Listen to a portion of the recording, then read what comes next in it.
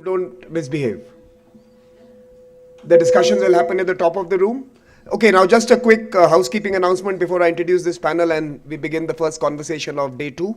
And let me thank you all for your attention and your involvement through a grueling first day. And I am pleased to confirm to you that there were still folks engaging on some key debates at 8 p.m. last evening. So it was a good first day, long, tiring, but rewarding.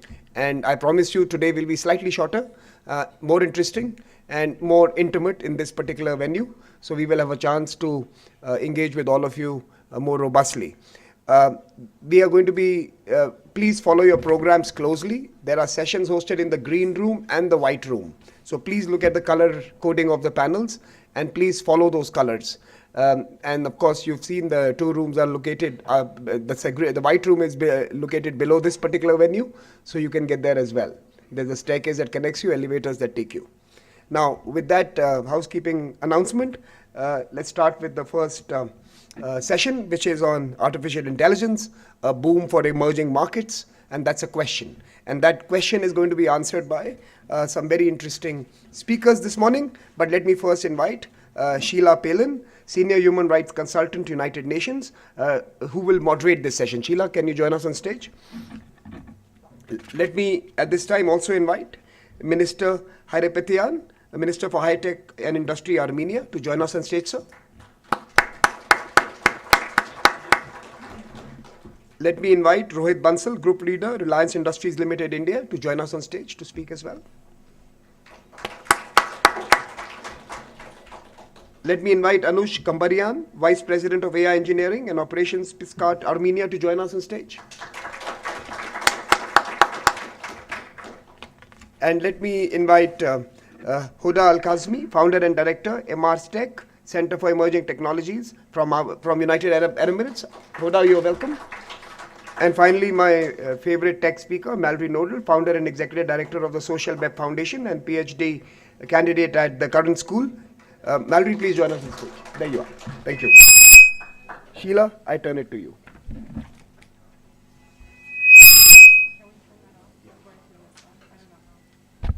Turn this mic on. Okay, go ahead.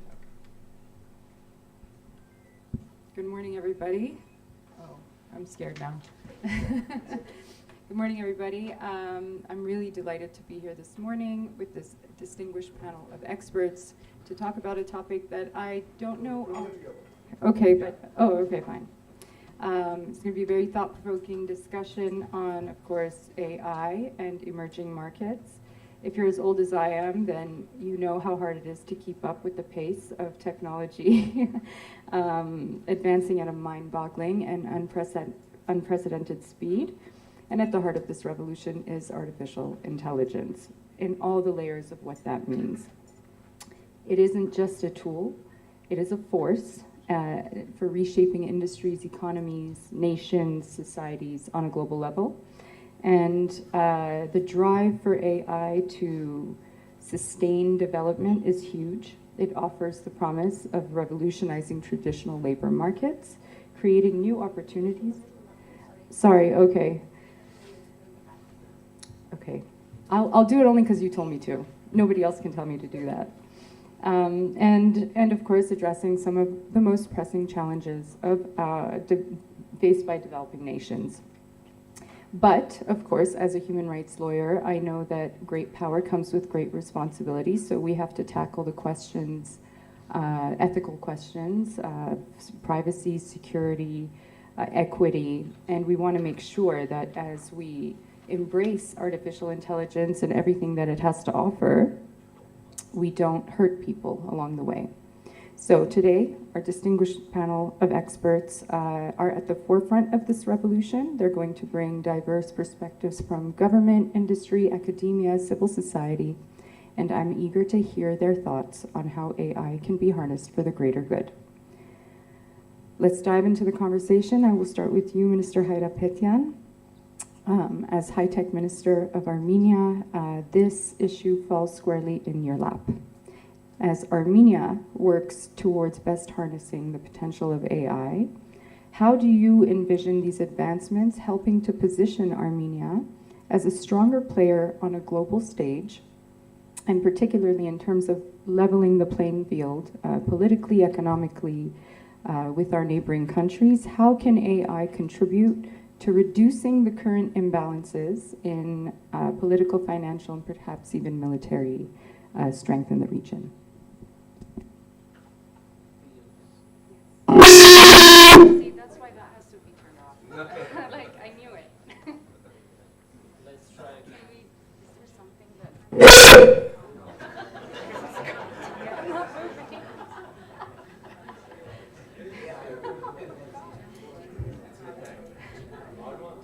Maybe just unplug it. No, it is true with all mics. With all mics. Always unplug it. Yeah, now do it.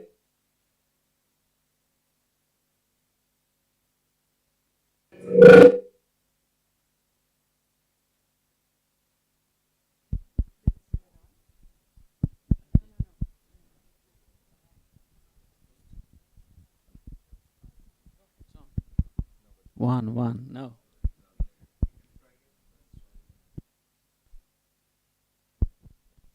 One, no.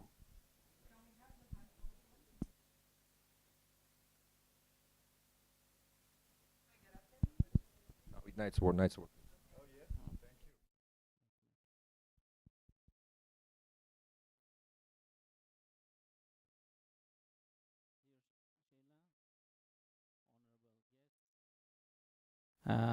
Distinguished panelists, it's a privilege to be here today and to be involved in such a vital conversation about artificial intelligence and its impact on our lives.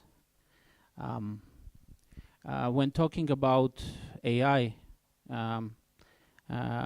it's important to say, to remember the famous metaphor, which is that the medal has two sides. So the first side is all about the opportunities that AI is going to offer us, which is going to be related to all the areas within the structure of economy: health, education, agriculture, or wherever you wish, mining stuff, energy, everywhere. So it's going to offer us new solutions that is going to make our lives easier. That's obvious, of course. So here, the government of Armenia, we are putting and uniting our efforts to use the maximum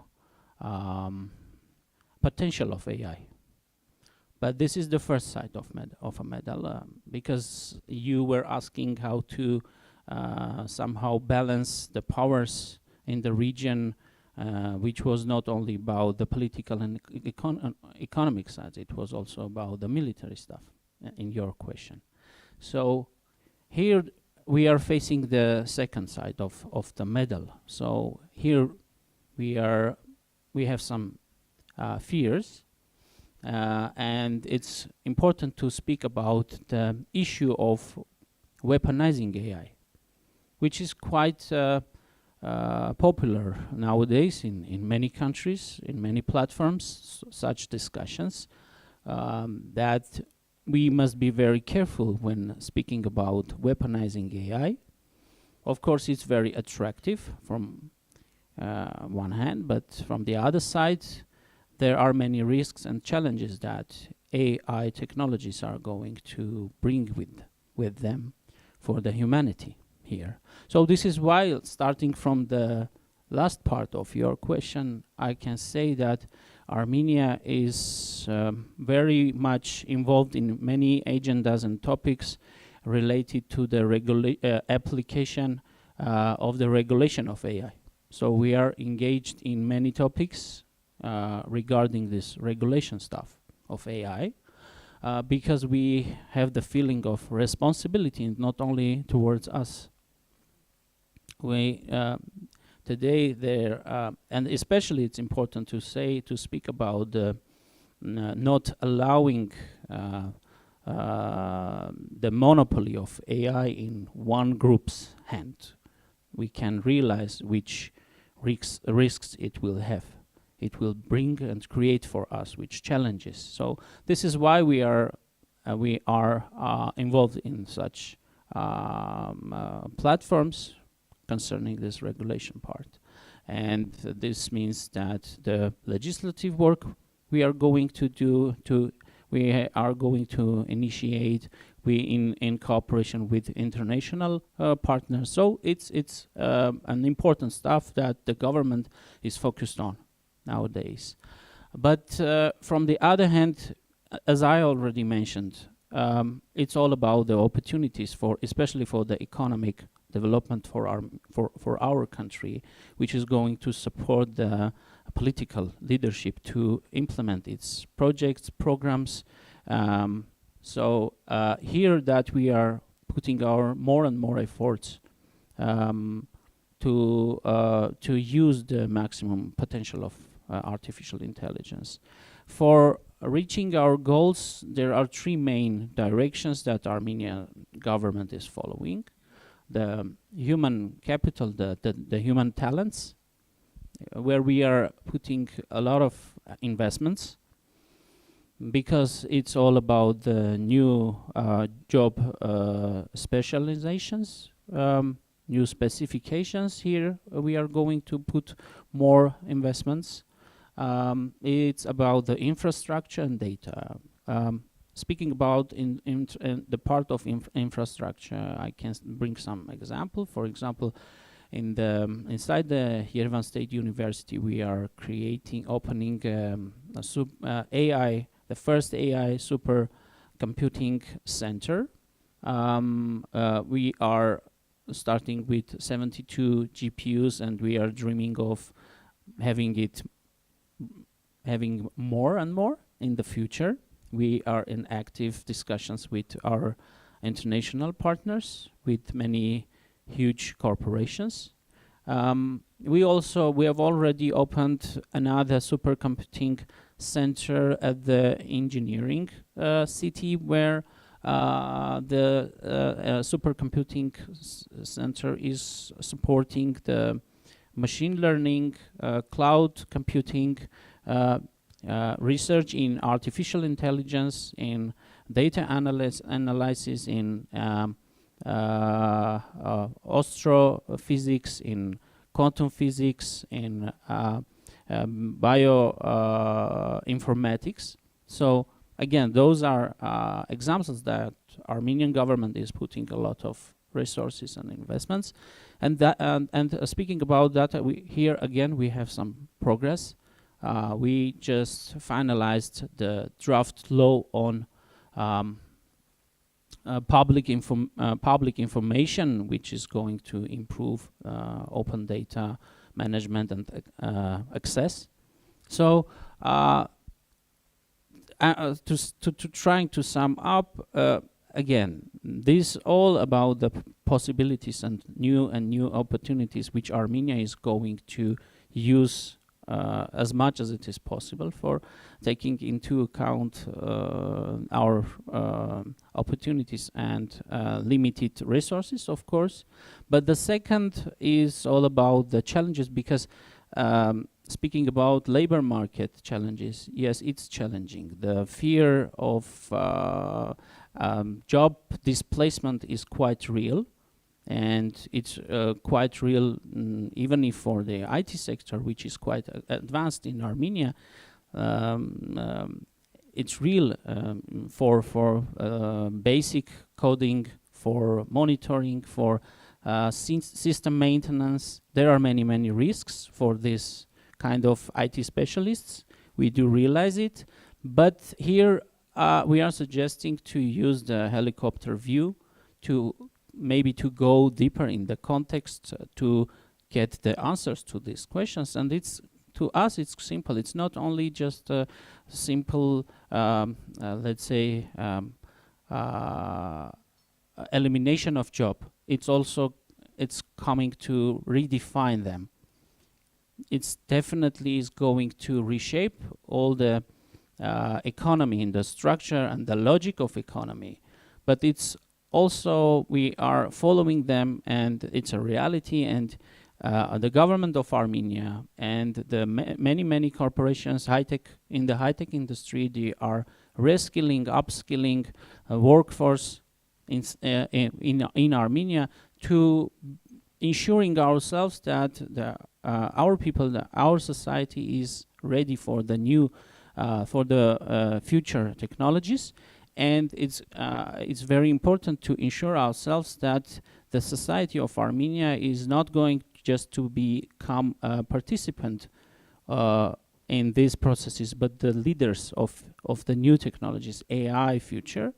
So, but the second thing, just finalizing, trying to sum up, is that Armenia, logically, we are very much. It's about careful consideration and deliberation, because when we speak about defense industry, military industry, as I already mentioned, there are a lot of risks that we are taking into consideration. We have to take into consideration. So here we are kind of, let's say, conservative. Of course, discussing the possibilities of bringing new technologies into military industry, but we have some fears. There are some risks and challenges which are obvious, and we are thinking twice or 10 times more before making important decisions. Thank you.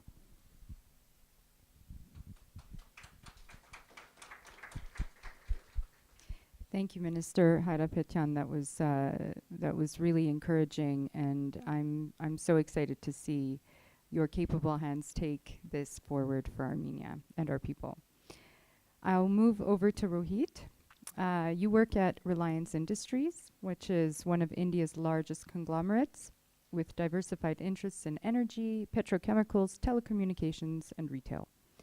Given Reliance's significant role in driving India's economic growth and technological innovation, how do you see the advancements in AI contributing to India's strategic positioning on the global stage? And in what ways can AI help India bridge any gaps in political and economic influence with other major powers?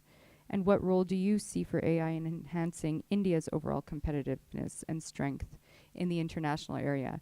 And the answer can't just be that India is already the strongest. For that, I need the minister's help. Okay, I'll get yours. Good morning. It started again?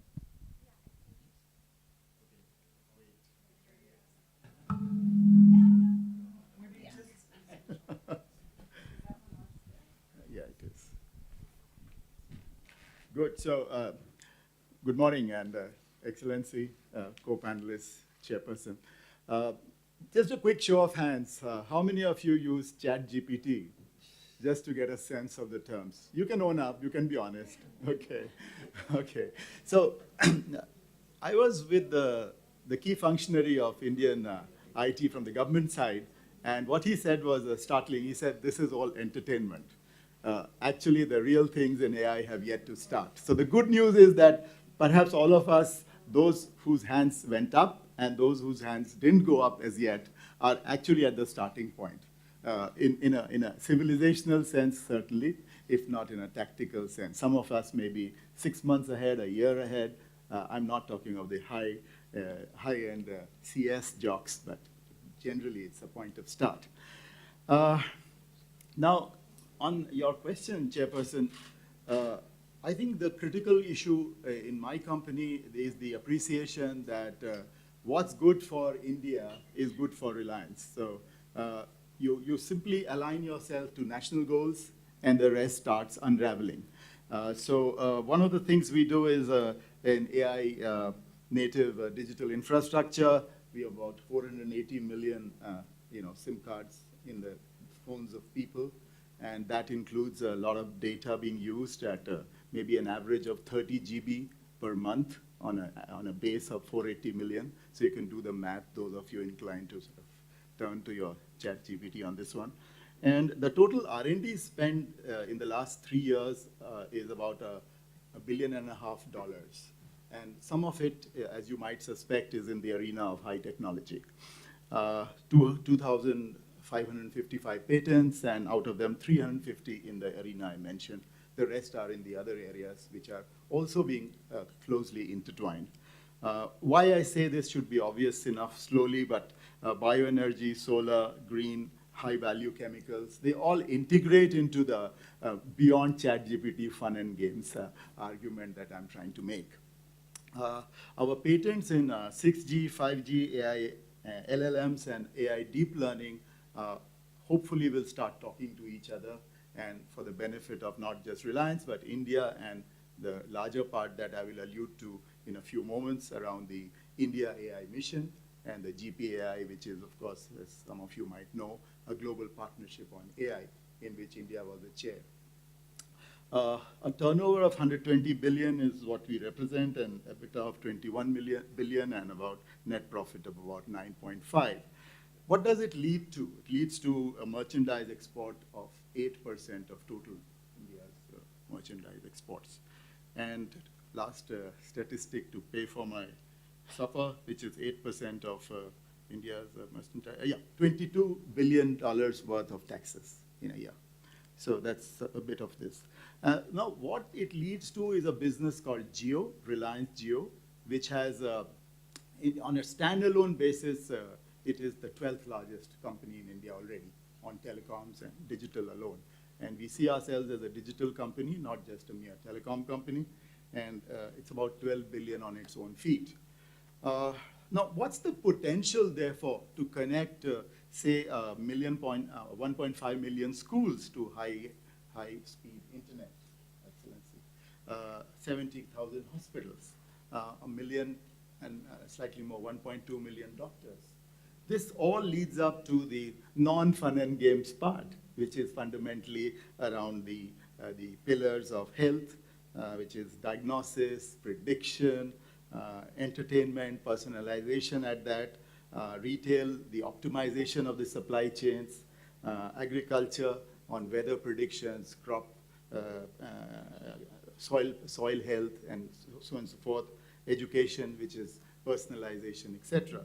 So the idea, therefore, in Reliance, as Chairman Mukesh Ambani said about less than 15 days back at the annual general meeting, is that a Jio cloud, a cloud which has 100 GB of space for each of the 480 million consumers, will be perhaps the foundational principle around which computational ability and service to the cause of each person. And these are not just rich people, these are ordinary people all over the place who will very shortly around Diwali have this sort of computation power and cloud power. So, which brings me to the India story, where the India part is around an India AI mission. And the India AI mission is pretty much inclusive. The name is India, but I think everyone's invited. We have recently hosted the GPAI, as I mentioned. And for those of you who don't know about Indian AI mission, it is under the Ministry of Electronics and IT of India. And we are looking at a computation capability of 10,000 GPUs. And in the case of Reliance, our data centers and processing capacity will be fueled entirely by green energy, because we also have the energy complex just next door in Jamnagar in Gujarat. So back to India, the larger part, which was good for them, for the country is good for us. So the computation capacity, ladies and gentlemen, the innovation center, which includes indigenous LLMs, and we can talk a little bit more if Sheila so chooses, around indigenous LLMs, which are pretty important to stay away from what is already capturing the global attention of friends across the Atlantic. Domain-specific foundation models. We are also looking at data platforms in the India AI mission and future skilling, because I think personally, AI for $1 billion is a very worthwhile cause to have. Because otherwise the gap will only accentuate between the haves and the have-nots and will create tremendous problems. Minister alluded to jobs going awry. There is research in among others MIT, which is arguing that the lower down jobs will stay. The upper guys will also come in with their context and their erudition. It's the middle level jobs which might be in serious danger. So how do you therefore pull up people right at the bottom of the pyramid with computational power, with the data and ubiquity at that? Indian data is 10% of the rates at which the West gets their data. So how do you pull up the entire bottom layer up and then equip them with skills which potentially are a big mission by themselves? And last but not the least, the startup financing, safe and trustable AI and app development. So these are the 7 pillars. I encourage you to just type the agenda of the India AI mission to just get a sense of where the country is. And there is through the GPAI, India has tried to involve the 41 odd partner countries that are already there, and the party has just begun. So cross-sectoral applications of real-time usage in, say, for example, a farmer, how can he use the tools which are embedded with the relevant technology which can potentially make them much more productive is the game, and not necessarily just little queries which Google has been giving us all this while. And as a struggling researcher, Sheila, I must mention here that AI can hallucinate significantly. It can generate citations which don't exist. So it's very, very important to realize that hallucinations and fake can also go up significantly with AI. And yesterday in a session, it was brilliantly put to what Minister also just said, that the bad AI is much more accessible now because people don't have to pay for most of it. Earlier, there was a hardware cost. Today, there is none, or virtually none. So we have to guard and protect it together. Collaborate at the enterprise level is what I can do. Minister, of course, at a policy end can tell us more. But suffice to say that democratizing it and standing in close contact with each other is the way forward for AI. And I'll end where I began, which is that all of us can actually be thinking of us at the starting line. We are still at the starting line. And I think it's important to recognize that none of us is an expert. We are all learning, and we can learn from each other. So for a start, maybe go on LinkedIn, talk to each other, read a lot more than you actually do, and you'll find that 20 years down the line, those who have started today, the point of start of today will be very important. So that's where Yerevan Dialogue fits in. That's a beautiful setting, and thank you for hosting us here. And this was the beginning of your AI journey for those of you whose hands were still down. Thank you.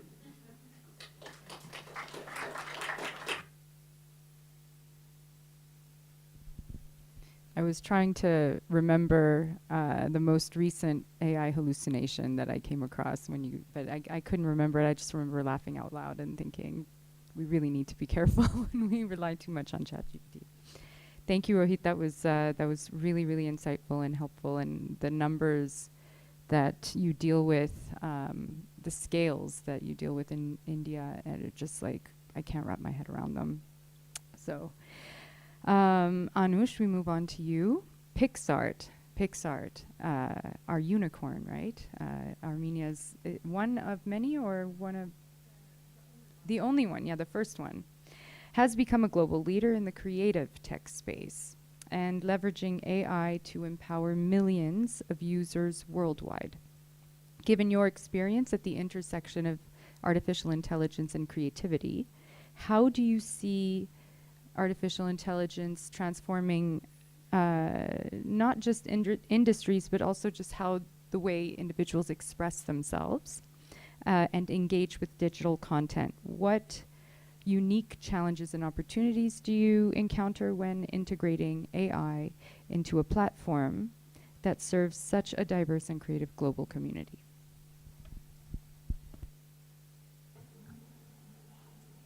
I guess we are okay. Yeah. Okay. Thank you for the question. And just to introduce PixArt. PixArt is one of the biggest digital creation platforms with more than 1 billion of downloads, 150 million active users in 150 countries worldwide. So PixArt started just like a drawing tool, and then it grew to like a very diverse and versatile platform when you can create anything. So you can refine your selfies, you can create a social post and share it in Instagram, TikTok, wherever you want.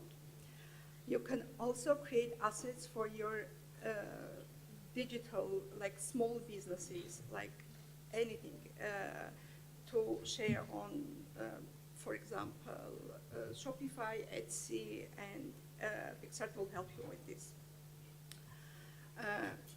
What I already like to give you an example. Yeah, if you are a small business owner, be it a small coffee shop or you are making a pastries, you can take a photo of your product that you want to upsell. Then, in a few clicks, really in a very intuitive way, spending really like not much time. You are taking a photo with no special setup or lighting or anything. And then you are removing your background, you are enhancing the photo you have created, colors, lighting, quality of the photo. Then you can use either one of the million templates that we are offering on the platform, or the best way, using AI to create a background for your photo, for your digital asset. Just to give you an idea of what is happening at the PixArt, we have monthly more than 2 million assets creating only using our text-to-image tool. So when you enter a prompt and you are generating an image based on your wishes, understanding. So all the AI tools that I can mention that exist now in PixArt, text-to-image, text-to-video, image-to-video, background removal, background creation, and many more. They allow you to enhance your creativity. So no more, you do not need a professional to create an asset for you. You just in several clicks can do that. Also, it gives you an opportunity to make a process, like if you have several products, not to spend time on each of them, but make a batch processing and post it wherever you want. So the main thing that AI, like PixArt was already on that way, but what AI tools brought to the platform, this is making AI accessible, making creation process accessible and intuitive for everyone. So you can unleash your creativity, you can use the tools, you can try whatever you want without really spending a lot of hours of learning how these tools work on making a professional edit or something else.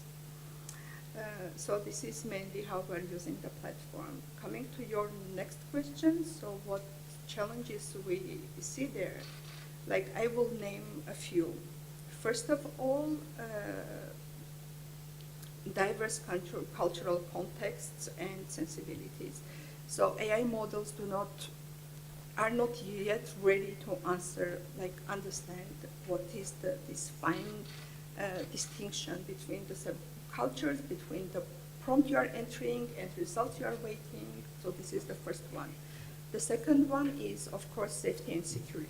So we are not yet reached, but like you can use AI tools to generate something really, really very beautiful and something really ugly that can be misused in whatever ways possible. And the next thing is bias. So you're training AI models and they can be biased towards the data. So actually all these challenges that I named are highly the outcome of the data, because whatever data we use for training the models, the outcome will depend on the data diversity and the data accessibility that we had for these models.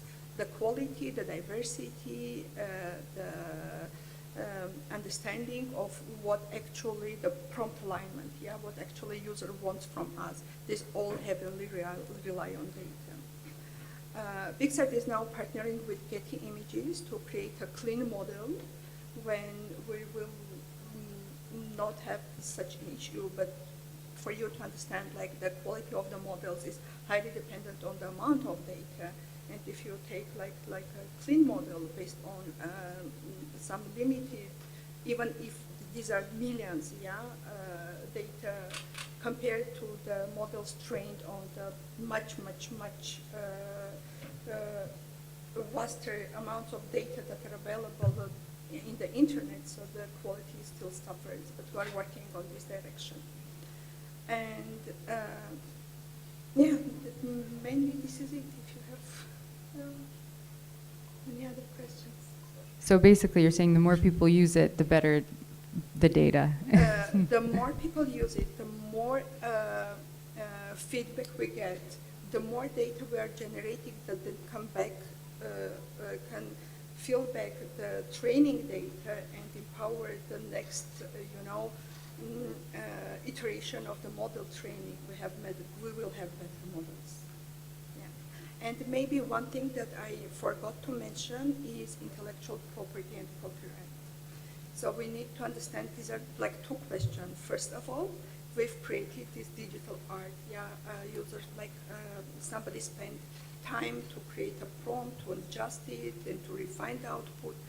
Who owns the right for this digital art? Because actually, this is a question that is still open, and we do not have an answer to it. And the second one, as I said, we have clean models, and we have models that is trained on anything accessible. So how we,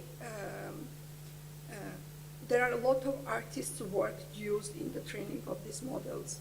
How we give the attribution, how we pay these artists, how we make sure that this is a right way of use of their data. This is another question that we need to answer. Answer it, but I'm a human rights lawyer, not a I think Type this 2 is lawyer. like, But it's true. yeah. Yeah, thank you so much. Thank you, Anush. That's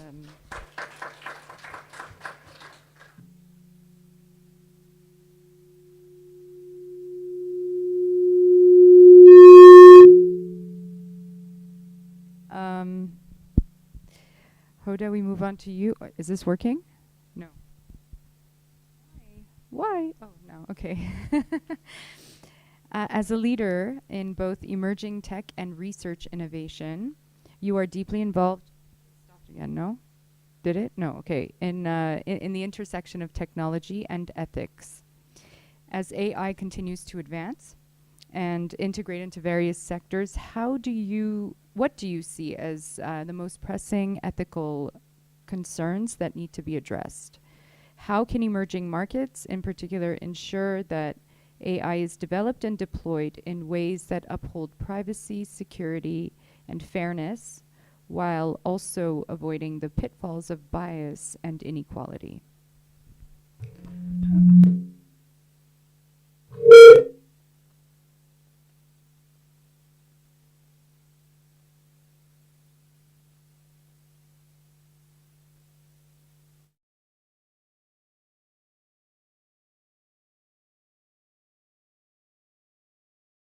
If you can hear me, I hope eventually you will. I think the major aspects here when we are considering ethics with anything, not just AI, with emerging technology cluster in general, we have to admit, I don't know how many technologists are out there in the room, but we have to admit that we're not doing our right due diligence, because the level of governance that exists out there when it comes to producing genuine stack of algorithms that are also ethically mindful is very weak. I think we tend to introduce technology that is functional, but not necessarily human or ethical. And within the lab in Emirates Sec, we are trying to make sure that we bring inceptions and innovation that is quite different. So we try to, yes, build the hardware, build the software, build the algorithmic cluster, but we also care about the policy work, the regulation work that goes around it. Because let's face it, in today's world, if you have an amazing piece of technology that would change the world, if you didn't have access to market with proper regulation and proper policy, then it's a moot point. I mean, your example, Anush, is one of the striking example. Like when it comes to today's definition of intellectual property, we are still stuck in outdated notions, right? We cannot attribute the whole stack of ownership that exists within the digital space, because the lawyers and the legal system is still defining intellectual property in specific sense. To the fact that in the United States, for example, we do have certain laws and legislations that would say that AI doesn't have access to intellectual property kind of rights. Fast forward to today, when we have AlphaFold, for example, by Google, that defines the new structure of protein and structure them. Who would own those kind of a new intellectual property? Because in a human kind of world, when a scientist get to that innovation, they have acquisition of ownership, but we don't. So to me, this is like a striking part of the ethical consideration when you do a mapping, and this is one of the statistics that I constantly share to people, because I think we live in a world that people think, we don't have enough regulations on policies related to AI. In reality, if you looked at the OECD Observatory AI dashboard that they created, you have 1,000 AI regulations and policies, or over 1,000 AI regulations and policies that exist globally. Only, of course, the policy shows an interest in regulation. I think only around 25% matures to regulation level. And from those 25%, you would have in between 20% to 15% that would focus on ethical considerations. So it's such a slim kind of percentage of the overall efforts, the global efforts that we are having. But the good news that the mass of the emerging markets, the mass of technology developers who come from emerging markets keep on saying what we have heard the minister say: we don't want to be adopters of technology, we want to be creators of this technology, and we want to make sure that we're not lost in the bias, that our nonsense culture, details that exist within every kind of consortium of societies do translates into the algorithm. So this dictates a new paradigm of power when it comes to building the technology. It means that we have to start building technological solutions within this microeconomic climates, because then you would contribute to building new ventures as well. I'm so happy about AI India kind of initiative, because we collaborated with AI India on building different regulatory structures and building algorithmic fairness within the AI. Algorithmic fairness is not new. Like in 2017 and 2016, IBM and Google started initiatives around 360, I think it was called IBM 360, when they were trying to debias the algorithm. You have debuggers today. I don't know how many programmers in the room. When you program a code, you could tend to debug it to remove all kind of logical and illogical sometimes bugs from the code, but you don't have something that would remove the biases. So IBM have started that kind of movement by saying we want to remove the bias, but then it's not kind of a real-time analysis to this. So we need to have much more rigorous effort today.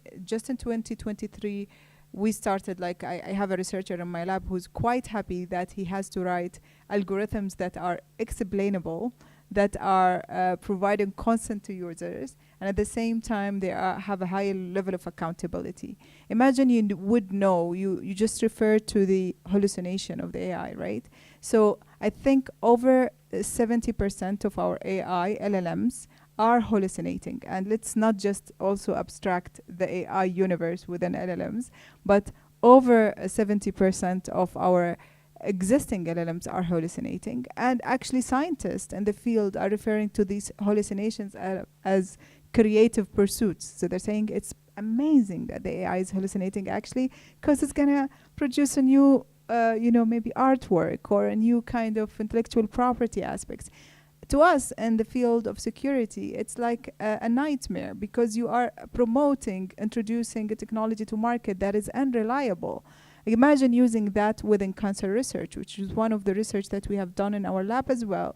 We have tried to, I think, tweak the samples on cancer analysis that's use AI, and most of the 70%, our tweaks went undetected, and the algorithm that's being used in few of the technologies that are currently industrially in mass use.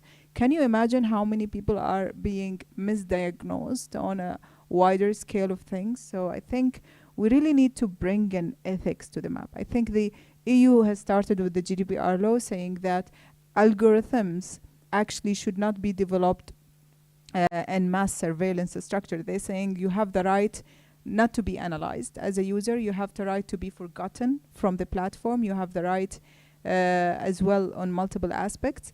But we don't translate that to technology. So, I mean, lawyers and regulators could write whatever they want on these bills, but if technology is not translating that, it's a moot point. So in the arena of ethics, I think we do have over 15 requirements that are well celebrated today. Amidst them is intellectual properties rights and consent and explainability, accountability and fairness, amidst other things. But the striking difference here that we see is that emerging markets are going to be the markets that I think would put these ethical translations into technology into the map, because they care that their languages, their culture, their ethical nonsense are not forgotten into the wider mix and not assimilated by the mass data sets that are being synthesized by the AI structures.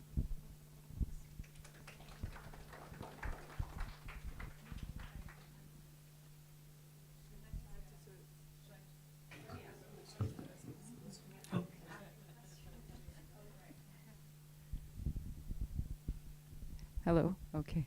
Yes, I did share the questions with the panelists before, but I think I want to ask it for the audience. Thank you, Hoda. That was really, really insightful, and I just kept, as you were talking, I kept remembering one of the first things I learned in law school, which was that law is always catching up and always out of breath. So especially with tech, it's going to be ever more so, but we got to work together with the developers and the lawyers to make sure that we're in good shape. Mallory, on to you. How do you suggest that we separate the durable, transformative aspects of AI from the hype? What criteria or indicators should we use to discern which AI advancements are truly impactful and which ones are more just fleeting trends? I think, oh wow, it's really loud, but it works.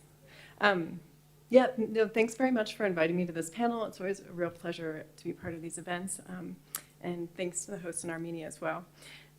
So I am also a technologist and don't want to be the last person to go in this really, I think, uplifting and hopeful panel to shatter everyone's hopes about the promises of AI, but I do, and I also will admit that I love robots. I love interacting with new technology, so I'm very pro AI, but this I think is why it's so important to address the hype, actually. I think that without hyping the capabilities of the current tools or the future tools, we have a lot to be impressed by, and there's a lot of real and tangible potential. So let me get into some of that. So I guess we haven't really been living very long with the imagination of generative AI. It's been less than 2 years that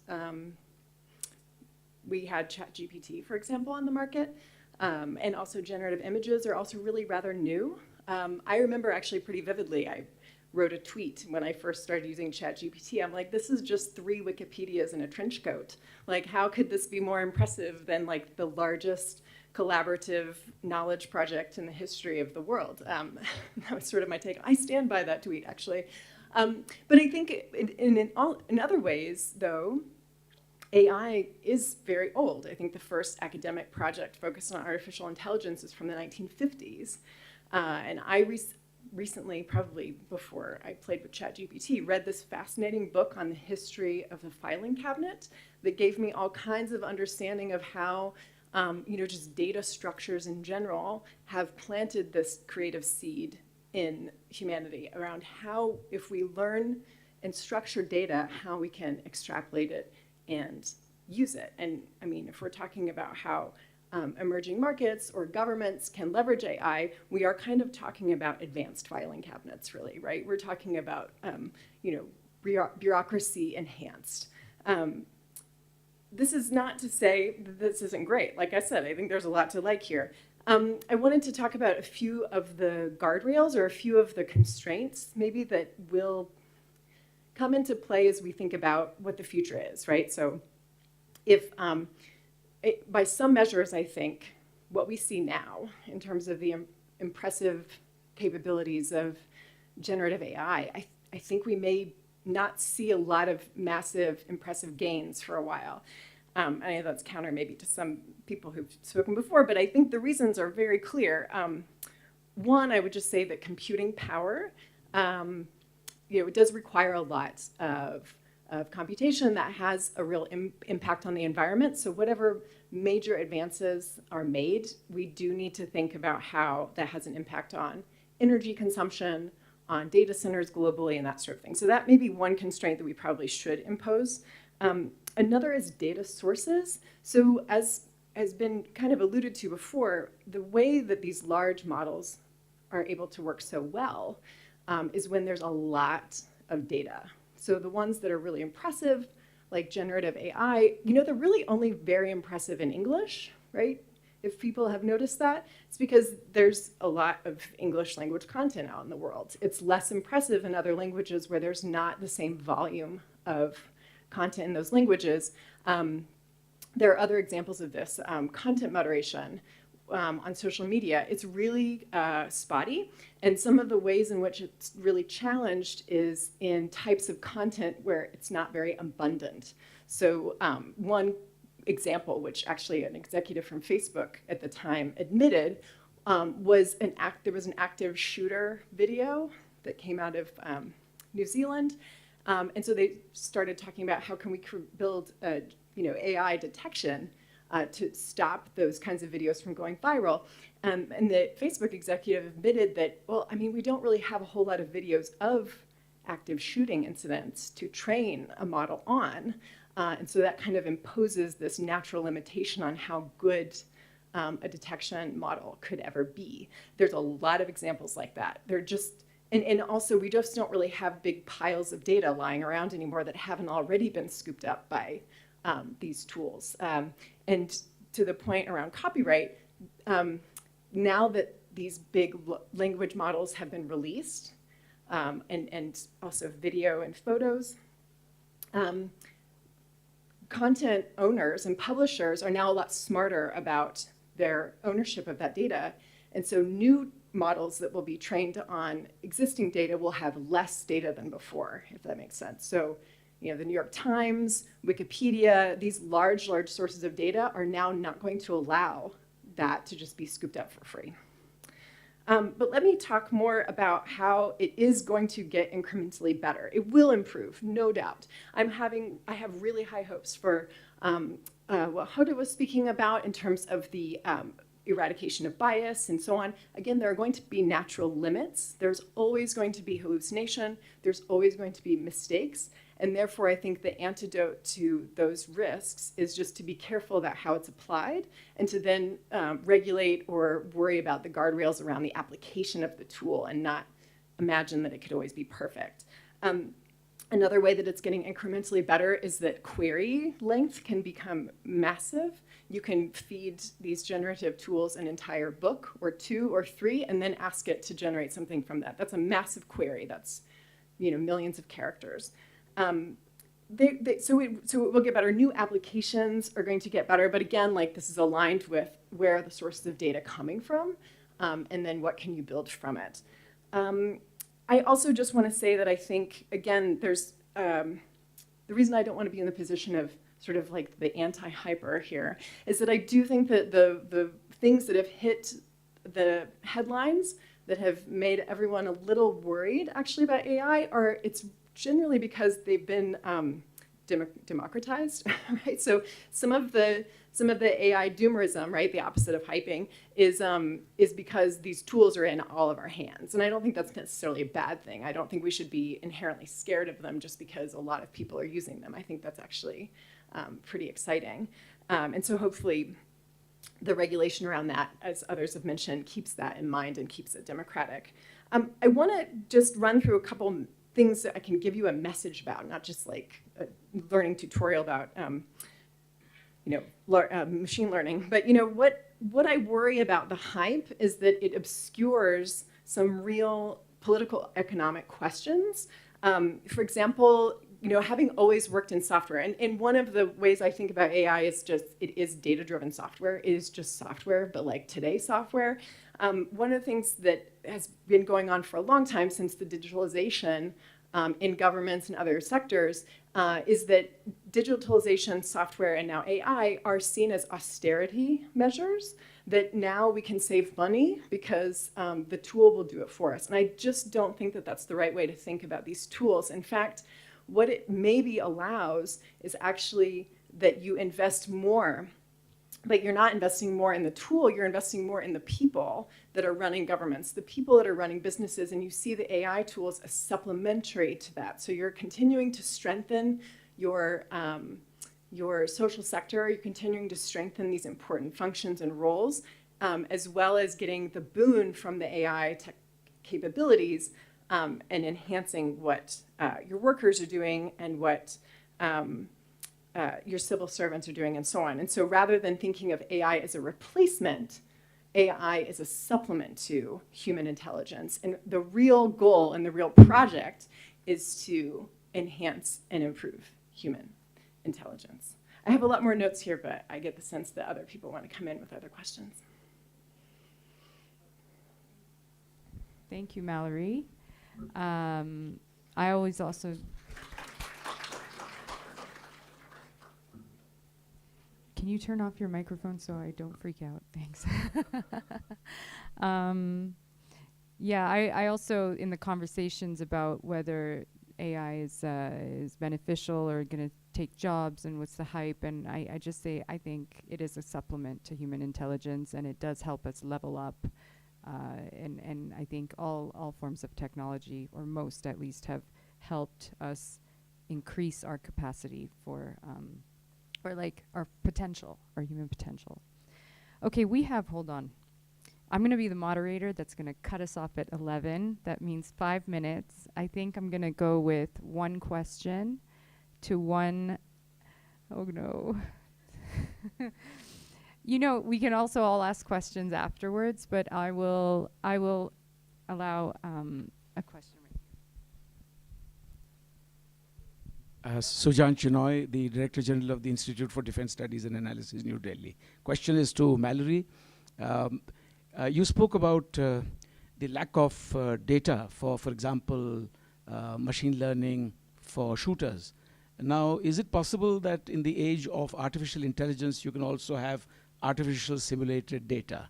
Why do you actually need to wait for clips, horrendous clips like that to come along before you wait to teach machine learning? Why can't you create simulated data that works quite as effectively? Second part of the question is about whether AI will be agnostic in terms of the sensitivities of different civilizations, their histories, their religion, their mores, their traditions. If not, and it becomes a generalized tool available to everyone, and innocently, using such tools, will it lead to a certain kind of cognitive warfare that puts some people at advantage and vast numbers, mostly in developing countries, at a great disadvantage? Thank you.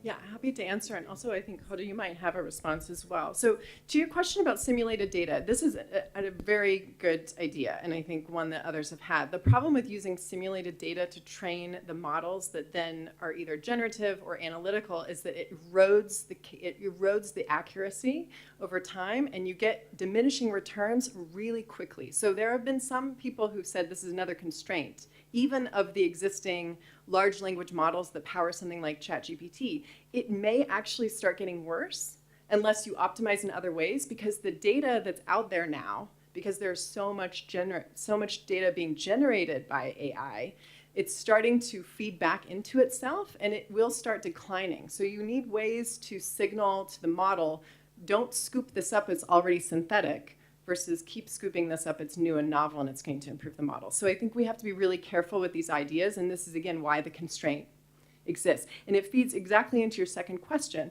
which is then clearly there are going to be differences and disparities because of the availability of data in different parts of the world, in different languages, in different cultures. It's going to create differences in capabilities of AI. I will just explain, I'll just share one quick example. I was listening to someone describe how they were running into issues, not just with other languages, but other images or words for things. So they were saying, you know, in one culture, the shape of a cup is different than it is in another. And so when you do a sort of image capture and the computer vision is trying to detect, is this a cup? It first has to see that it's a cup, but it's differently shaped in another culture. And it also then translates that word as cup, which is an English word. And it's probably not called cup in that language either. So we keep translating everything through English and then back out again, which is really inefficient and also continues to feed and prioritize this sort of English-centric view and vision of the world. And I think without, you know, we were talking about emerging markets, right? And I think I agree with the panelists who've said there is a lot of promise in emerging markets because there's so much that can be done here that will actually improve AI for everyone if it's done in a different way. Just to add to what you have said, Mallory, I think in the lab we have different learning models for different purposes. So it depends actually on the purpose. And we don't want to assimilate a generic purpose. I think the standard machine learning algorithm is using a learning set, a fixed learning set, to generate some kind of learnings based on that.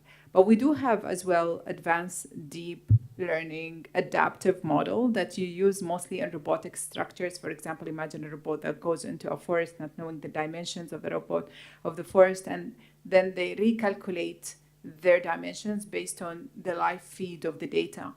Within these scenarios, like if you pre-generated data and did the assimilation, you might fail because the adaptability of the model will be really degraded.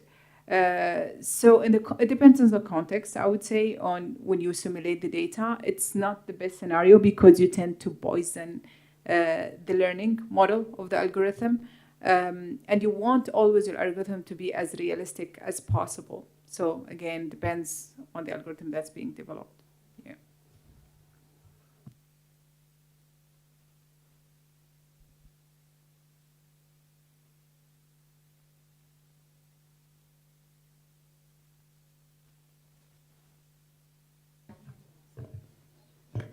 We have ended right on time. Any further questions can be addressed to our co-panelists during the break that's coming up. Thank you all so much. You made my job so easy. I learned so much. And I think this was a wonderful panel for the first thing in the morning. Thank you all.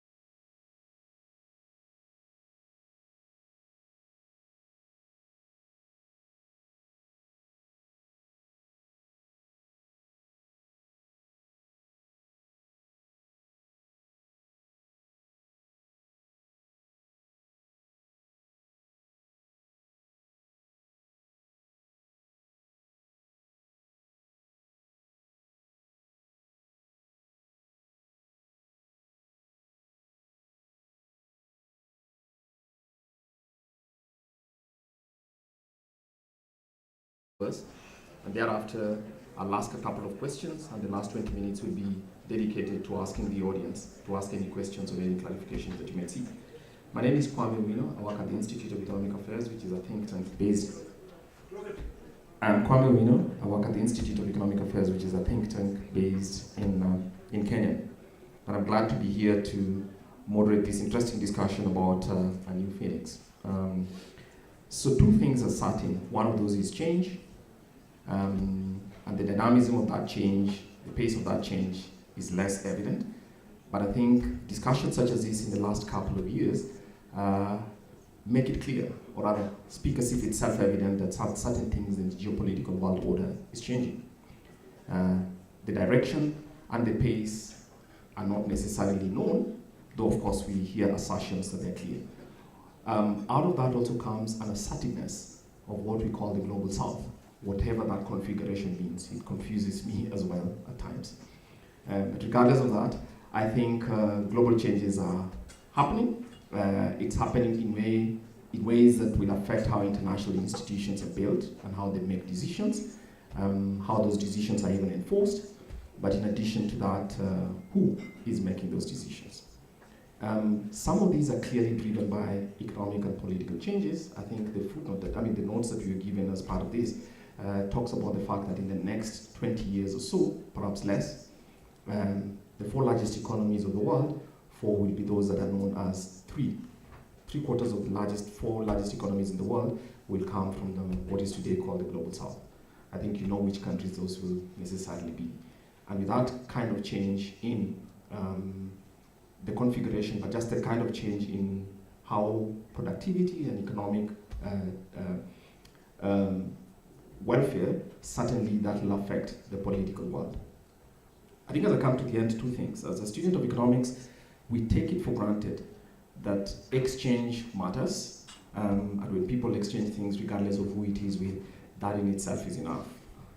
I think reality slaps us in the face again and again by saying, look, people care as well for what kind of, who they're exchanging with, in whose borders, and what the regard of one person or one group of people has for the other. So part of this question is not just economics and driven by economic factors, it's also driven by a very strong sense of identity, and that's not to be debated. But I'll suspend my comments for this. I'd expect us to take three things from this, or at least those are my three questions. One, is that change, I think we accept that change is happening, at what pace, and what are some of the factors that are driving it. And the second one is change and progress. Change is a given, progress not. Is a kind of change we are going to see generating some progress, and if not, I think how do we push whatever levers, institutional, political, to ensure that it goes in the right way?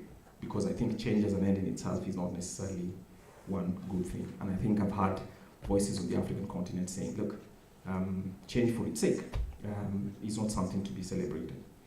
So we'll have our panelists here, and I'll have the first panelist, which is, I come from the African continent, we tend to be very tonal, so if I mispronounce your name, please forgive that.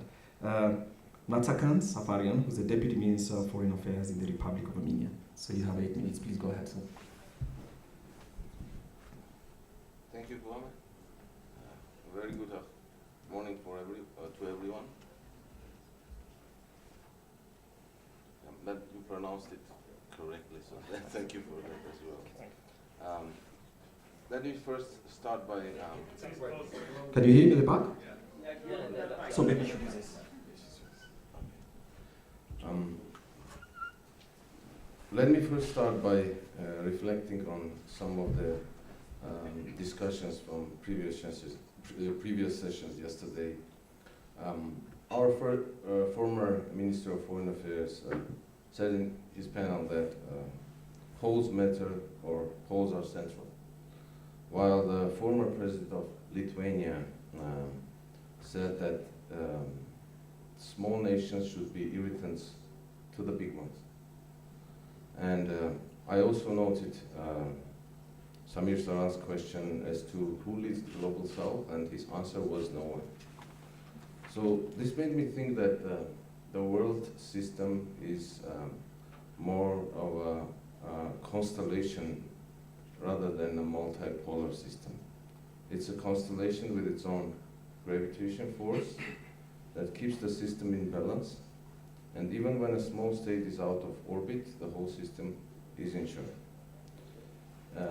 In today's globalized world, unrest in one place echoes developments in others, and economic crisis, conflicts, disruption of supply chains, climate change leave a negative effect on all parties involved, but consequences of such challenges are felt worse in Global South.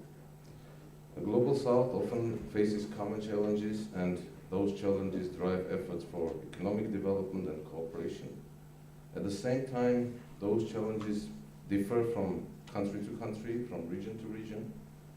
While some of countries in Global South, for some of those countries, remoteness, dependence on ocean resources, lack of water resources, vulnerability to climate change impacts are main obstacles for sustainable development. Others suffer from geographical location and consequences rising from that. As a landlocked country, Armenia has been blocked from the east and west for a very long time, and it has faced challenges that not only hindered our path to meet the achieving the sustainable development goals, but also posed a threat to the country's national security and stability in the region and in broader sense. And we have spoken about the crossroad of peace during the previous panels. It was presented by our Prime Minister, Nicole Pashinyan. And this is actually and essentially a project, an initiative that connects Global South to Global North. And in this regard, I have to mention that the role of India and its efforts are noteworthy. The Voice of Global South Summit provides an effective platform for developing nations to speak out, to manifest their concerns and challenges, voice their priorities and share their achievements. Armenia is diversifying its foreign policy, economic policy, security relations, and we are diversifying it to different directions, and including and very prominently to the Global South.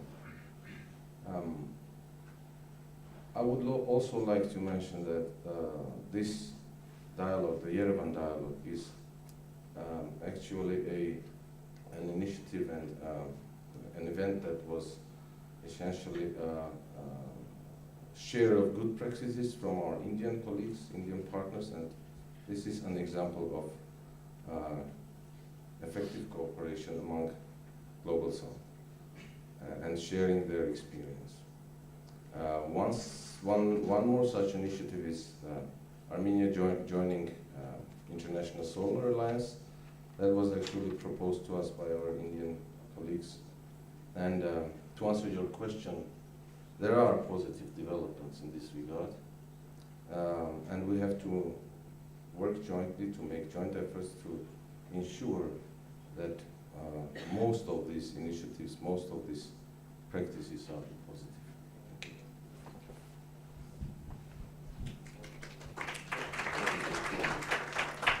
All right, so we'll go now to VJ Chautaiwale, who's in charge of the Department of Foreign Affairs for the BJP.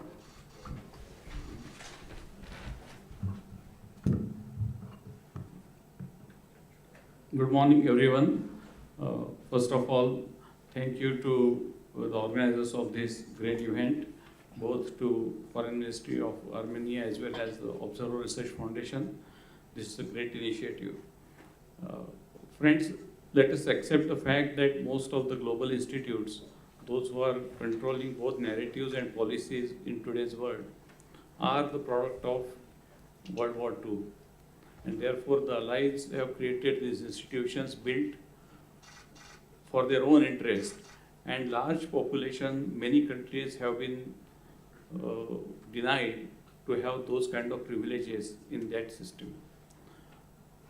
During that period, India and many other countries have created a platform called Non-Aligned Movement, which essentially was a passive platform of not their, it actually reflects their inability to take sides on the global issues. Now, the countries like India and many other in those part of the world, those who have been denied their due rights on the global issues, are trying to come together and fight the challenges and also harness the opportunities that have coming in terms of advantages due to their demographic advantages, large resources of the minerals and the critical materials, and also technology. Maybe it is health. Yesterday we talked about digital public infrastructure and many other. So I think Global South is now at a very unique position to at least drive the narratives and create the policies which will protect their self-interest and also give solutions to various problems which are facing in today's world. And I will give you the classic example of COVID vaccines, that if India would not have been there, half of the population of world would have been remained without vaccination, because the vaccines provided by the Western countries were simply unaffordable, and neither they had production capabilities for such a large volumes. So there is a possibility of win-win situation if the countries of Global South come together.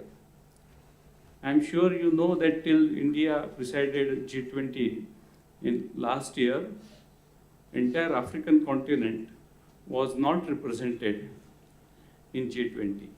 So now with the G20, in fact it is now G21, this major anomaly has been rectified due to the leadership of India.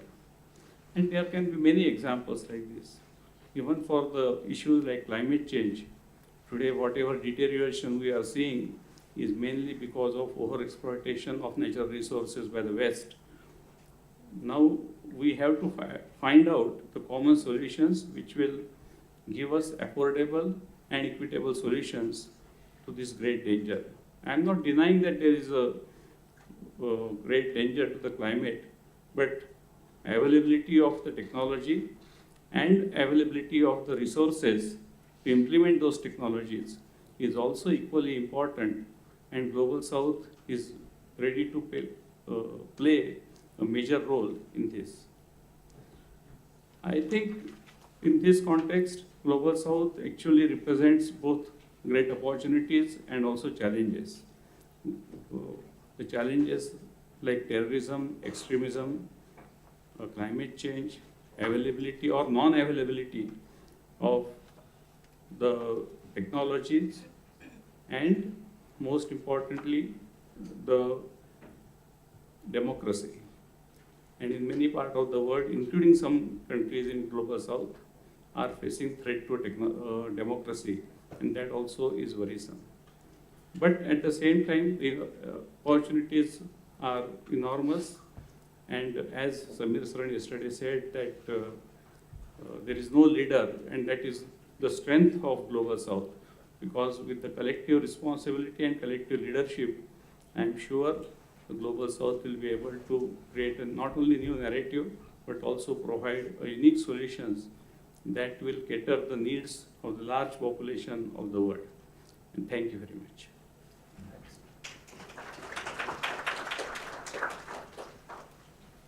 All right. Our third panelist is Mr. Igosa Sagai, who's the Director General of the Nigerian Institute of International Affairs. And as you go through your comments, I mean, I think a point has just occurred to me, and I think you are the person to perhaps discuss it as well, in addition to your comments. One of those is that African representation in the G20, or G21 as everybody says, has been hyped, celebrated, for good reasons. But it seems to some people who are sensible but cynical that, quote unquote, Africa doesn't know what to do with it. Is that true? I didn't get Africa.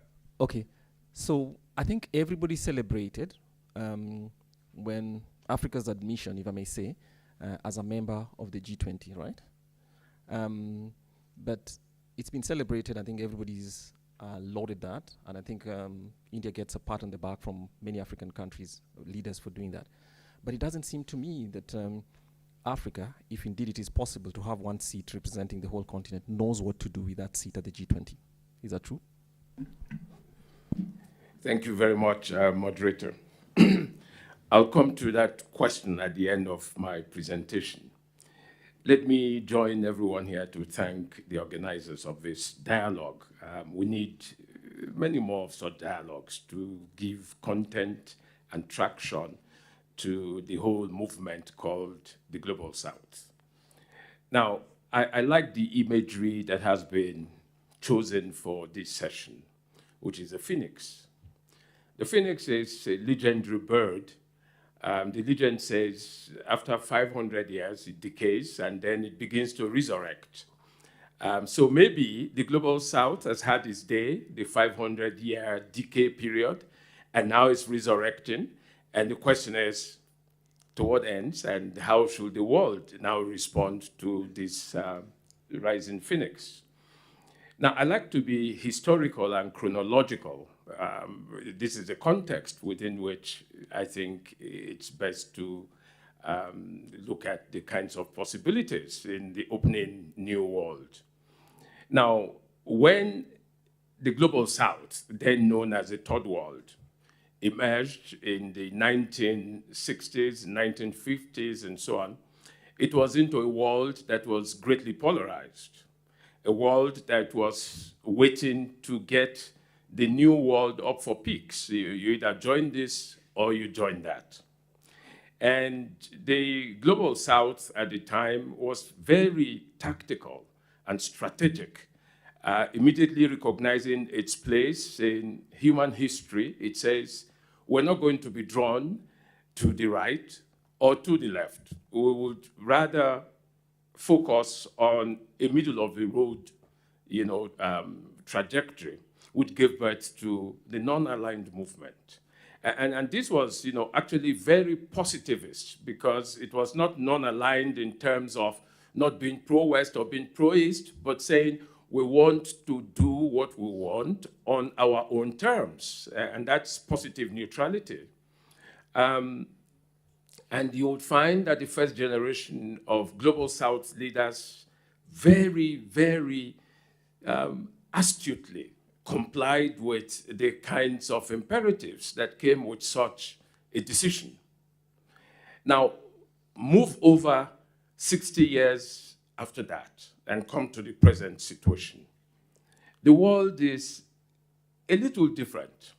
We've moved from the end of history, as the philosopher told us, when we had the whole world under the captivity of neoliberalism and unipolarity, to a world that is beginning to open up and create many centers of power. So today we talk multipolarity, but we also recognize that the Global South is again at the point where we were 60 years ago. Namely, that there is an emerging Cold War in a different name, and that the world is now again in the recesses of, would you join the right or would you join the left? The difference this time, however, is that the Global South is now more conscious of its very delicately balancing role in the new world. And therefore, it's no longer just simply positive neutrality and non-alignment. It is simply saying we also have a role to play. Now, but how is the Global South going to be able to play that role? Many think that the Global South is still very divided. And how would those divisions work out? Now, this Global South must recognize, the opportunities that immediately present themselves. The whole notion of state fragility is a Global South phenomenon. Now, but you find that state fragility is a global responsibility in which, if left to the so-called superpowers the way we have known them, would never find any solution. So state fragility is a challenge for the Global South to confront. It must deal with it. Second is, many of these fragile states are not in a position to help themselves, and therefore they must depend on external help. If that external help is not going to become the basis for a new battleground, such as we have found in many parts of Africa, then the Global South must wake up and have many of those things done. But how? I would suggest that Global South coalitions, very strong regional organizations, should take their rightful place in dealing with matters that in Africa we say the time has come for Global South solutions to Global South problems. We're not going to wait for distant solutions, from people who are only interested in us joining A or B. Now, how do you strengthen that kind of capacity? You have to also industrialize. And many of the fragile states in the Global South are de-industrializing and not industrialized at all. So the champions of the Global South in the industrial calibration must give traction to the rest of the Global South, through what, if you like, you can call benevolent industrialization, Global South style. The Global South also has to strengthen its intra-Global South trading capacities. Now, in Africa, there is the African Continental Free Trade Agreement that makes Africa the largest market in the whole world. Now, that's the kind of model that the Global South should pursue. The Global South is not going to get the traction if all of its trade remains with unequal exchanges, with the West and the rest of the world. The Global South has to do more for itself. Of course, I recognize that underlying all of this, the Global South must have a consciousness of being together, and that requires coalition building everywhere it is to be found. And the multilateral organizations present the platform for doing this. The Global South is very clear that the United Nations needs to be democratized. The United Nations needs to open up to Global South increased representation. The Security Council itself must be democratized, and the Global South must have a larger say in the affairs of the United Nations. What is true of the United Nations is true of the Bretton Woods institutions, and the Global South must provide financial alternatives, viable alternatives to these kinds of centers. The Global South cannot deal with problems of a universal nature except it finds itself within them. And that's the way to go for, say, climate change. Climate change is not going to have its traction in the Global South except the Global South contextualizes those issues and begins to say, hey, wait a minute, we have our own ways that are self-determined for dealing with these issues. Now, let me respond to the question about Africa's membership of the G21. Now, for many people, Africa is a single unit, which is just as well.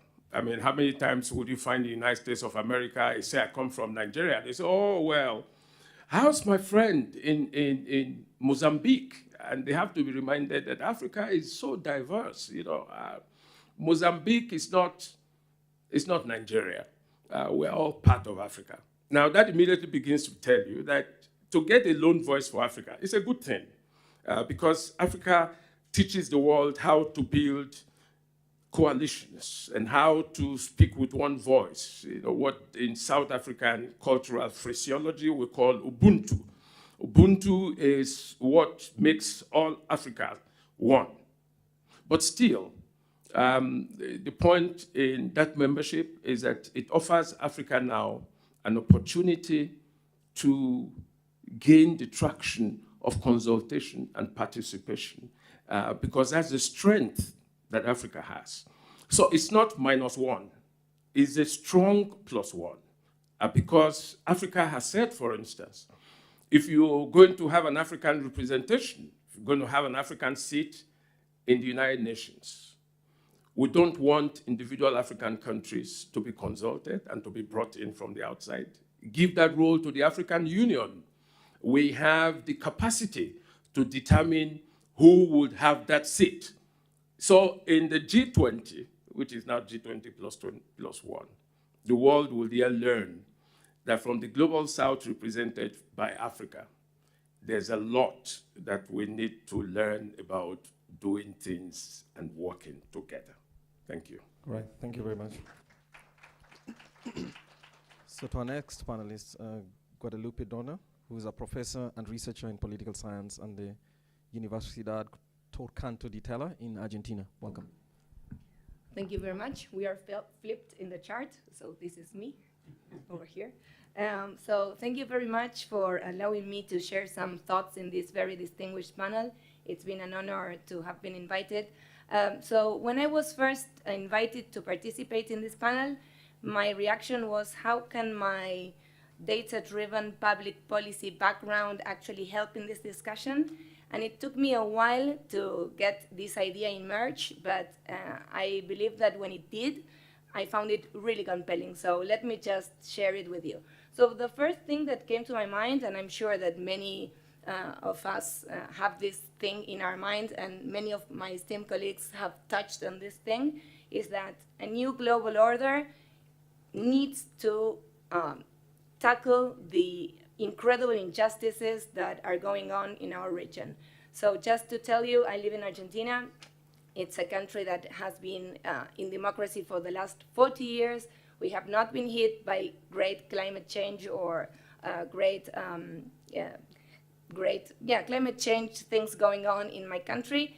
And even though we have 7 out of 10 children below the age of 18 living in poverty. That's 7 out of 10.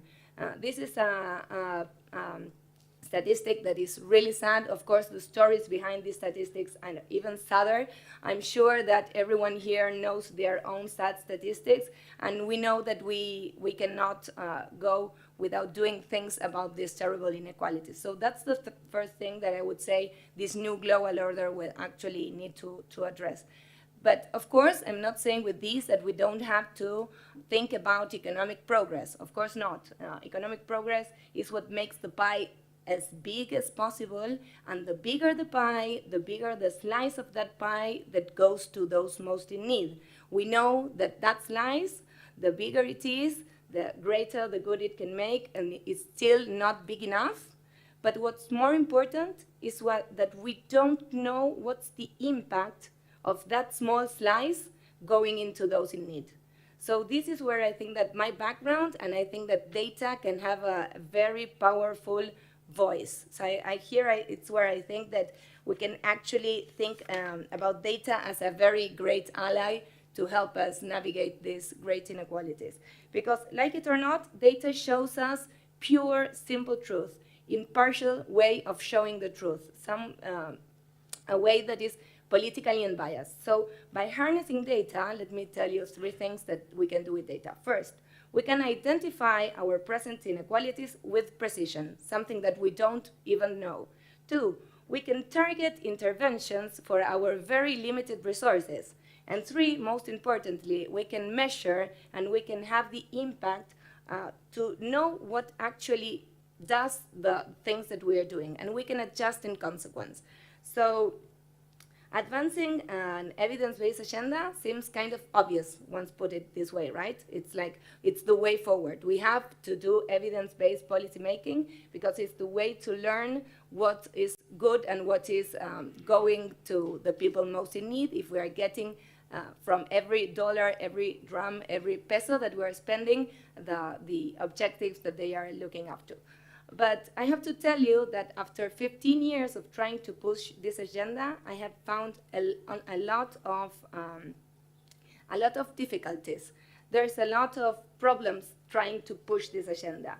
Resistance to change, lack of resources, fear of what the data can reveal, all hinder progress in this area.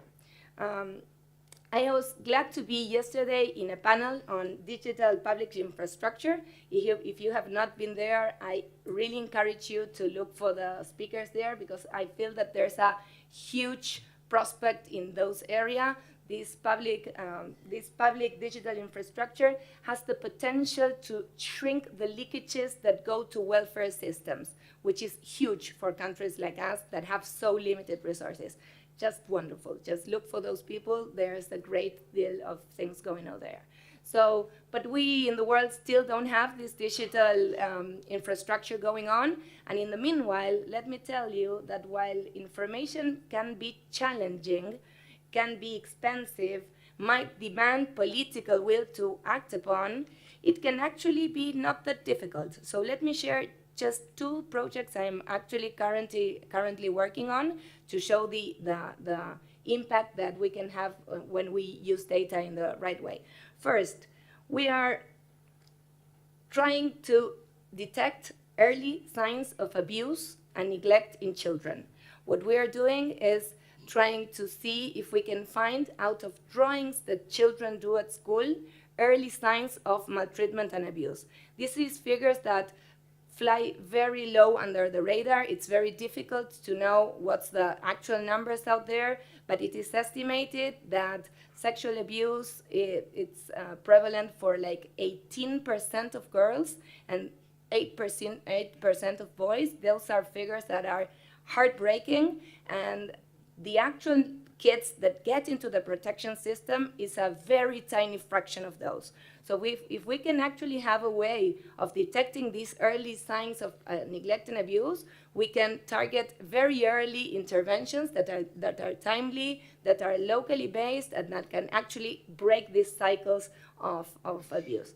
So this is a project we're going through, which has this potential to detect these early childhood early signs of neglect and abuse, and which is read by an algorithm. So algorithms are trained to try and see what the signs in these drawings are, which makes it really cost effective. It's a really cost effective way of having this data that is so incredibly important for public policy. Second example, so we are mapping informal settlements. So you might know that there are around 1 billion people nowadays living in these informal settlements.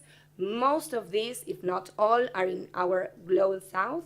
These informal settlements have this nature, this very dynamic nature. They grow, they densify, they expand, and knowing where they are and how they grow, it's very difficult. It's a very expensive way of getting this data. What we are doing, and we are not pioneers in this, so there are many other people doing it in Africa, it's a great deal. We're using satellite imagery, high-resolution satellite imagery, which are free for use. And we are also training an algorithm that allows you to detect these informal settlements, and what's more important, they allow you to see how they grow in real time. This is an impressive thing to have as a policymaker.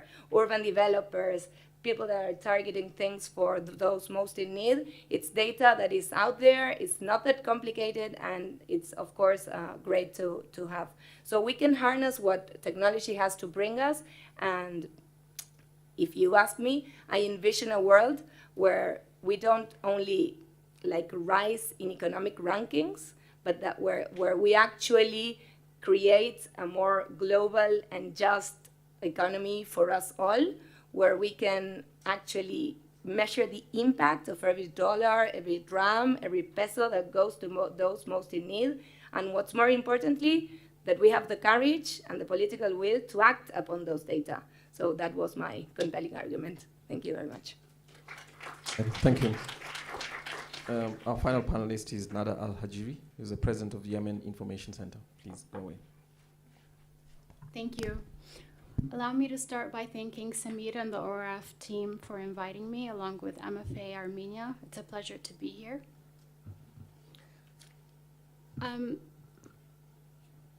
I think there's an acknowledgement in this panel that the concept of the global south as a concept is analytically flawed, and yet we still use it. It's still here. And it's becoming even more popular. And I think this is a reflection of the times that we live in, because analysts are rightly saying that there's a return to the Cold War dynamics.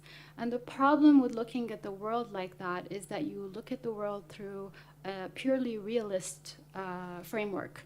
And that means that you're looking at everything in terms of great power competition, and the dynamics in the global south and the richness of our history and our culture gets lost in the mix. And I want to say that Samir yesterday offered us a very interesting framework for thinking about the Global South. Let's, for a moment, or for the purposes of this panel also, consider thinking about it as a collection of or emerging and developing countries taking back their identities. And I think that's really, really important, because what we want to do is to counter the narratives about our countries, and they're oftentimes negative. And through the work that I do at Yemen Information Center, one of our primary objectives is to offer an alternative perspective than what dominates the news and what dominates the world about Yemen. Everyone thinks about Yemen in the through the lens of the conflict that it's experiencing. But Yemen is much more than that. It has so much history, so much culture, so many youth who are willing and able to contribute to their country, to the world, and we need to build their capacity. We need to think about training them, but also we need to think about presenting and highlighting positive examples from the world and from Yemen, so that we can all talk together, which is why I liked also the panel yesterday, the very last one on multicultural dialogue. And I think we really, really need that, because yesterday I heard a lot of people say there's a lack of mutual respect. And when we think about this term, the lack of mutual respect, that means that diplomacy doesn't have, the enabling environment that it needs to have to be productive. And so another example I want to share is that, the Global South has shown an ability to collaborate on global issues like climate change, counterterrorism, AI, and global pandemics. These are global challenges that no one country can tackle alone. And so we need to think about really focusing on, avenues for collaboration, which is why continuing to think about the world in Global South, Global North terms is problematic.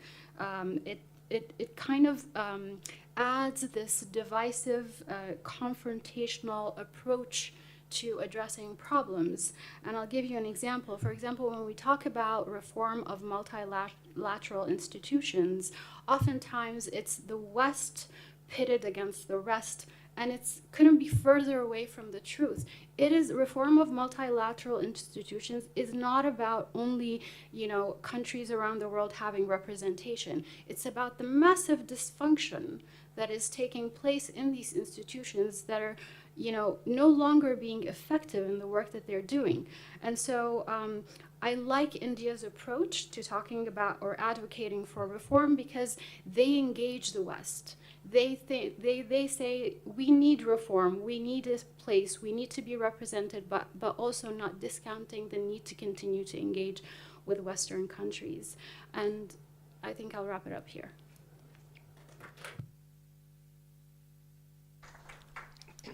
Well, I think the question of the Global South has important, or rather resonates with people who are sort of very, very significant identity. And so while I agree with Nada that it's analytically problematic, very, very problematic, even if you come to the African continent especially, but I think, in my view, it's a very useful, quote-unquote, weaponized word for signaling certain things. About what part of the world feels excluded, generally. And I think that's for that reason we need to actually labor a little bit more to give it either an alternative term, but I don't know that it's acquired an identity of its own, and that would be really, really difficult. So that's one. The second thing that I think, if you're going to talk about a new global order, and remember, our title here is about the phoenix rising. The world as a whole and the Global South, to use that term advisedly, perhaps the world needs to ask ourselves, if you're talking about the global order, then we need to define problems together. And when you define problems together, it is then possible to rank them. Because one of the other problems I have with the Global South is it's a whole basket full of things. And we understand that regardless of where the world is today, there's a scarcity of anything. attention, scarcity of resources. And so which ones come to the top, or which will be resolved, will depend on, quote unquote, the global south working with the alternative, or whoever the other side is, to actually create a hierarchy of what the questions should be, and then sitting together to ask them. So that comes to my second question for each of you. I know we need to come to the audience, but I'll ask each of you to comment on this. If I were to rank these things, what do you think are the priority global public goods in which an alternative perspective or just the voices of global south would be? And I think one of them is reform of global institutions. I think that's clear, both in terms of numbers, identity, and their role. I think institutions are dysfunctional, not because they are, quote unquote, managed by what identities, but just because the world has moved, and obviously the original functioning, the original conceptualization needs to be rejigged. So I think about this as global public goods. I'm not too sure which ones would be, but I think global peace is one. The second one would be global poverty. I think that's important. Of course, we have the SDGs on course. It's very, very clear that by 2030, I think we'll miss some of those targets. Reform of international institutions, and of course, the question of climate change. The one I am not too clear about, and I'm not being cynical here, is I don't know how the global south will gain anybody's respect, because respect can't be demanded, right? It's about persuading people to think that respect would emerge over time on the basis of performance, on the basis of repeated conversation. So if we are to rank these four, global public goods, climate change, global poverty, or poverty in general, and reform of multilateral institutions, what am I missing from this list that you might add? And I'll start here again, go around the other way, and hope that by the time we have each spent a minute or two on that, we'll go to the audience.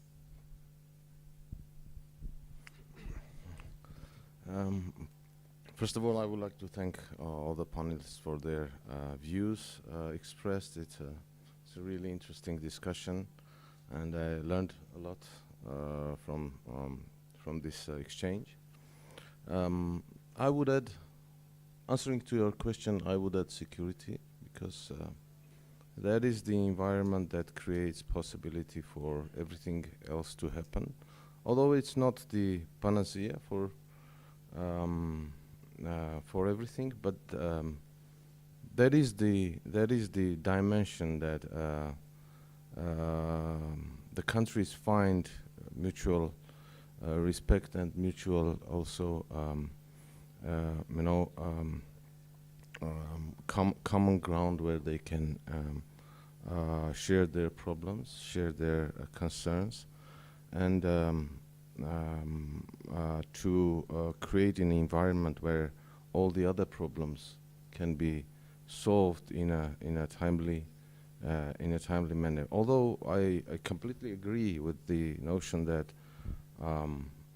this generalization of every time you make a generalization, it creates some other issues with finding more specific notions of what is happening. So and in this case as well, and this is why I said that in my view, what is happening in the world system is a creation of a constellation of a constellar system that